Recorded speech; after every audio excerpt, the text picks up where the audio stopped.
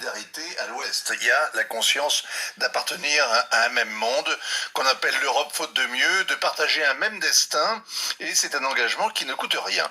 En revanche, il faut du courage aux Russes qui compatissent aux souffrances de leurs voisins, ceux qui manifestent contre la guerre, ceux qui contestent le Kremlin, à l'exemple de l'opposant Navalny, qui appelle à des rassemblements quotidiens en fin de journée. On compte plus de 6000 arrestations depuis une semaine. Hier soir encore, des gens qui tentaient de manifester à Moscou et à Saint-Pétersbourg ont été embarqués. Ils risquent de passer une semaine ou deux derrière les barreaux. Le mouvement touche une trentaine de villes. 6000 arrestations, c'est beaucoup plus que tous les gilets jaunes, mais c'est vrai, cela reste un chiffre assez insignifiant dans un pays de 144 millions d'habitants. Alors c'est surtout une mobilisation d'intellectuels. Oui, des personnalités connues qui démissionnent, des corporations qui pétitionnent, après les artistes et les architectes, les professeurs, 2000 juristes, des éditeurs, des psychiatres, des restaurateurs, des sommeliers, toute une agitation sur Internet, les tribunes signées par des centaines de scientifiques et aussi des élus locaux et même des prises de position critiques de quelques oligarques. C'est une frange urbaine, une classe très éduquée, la minorité qui a fait d'ailleurs ailleurs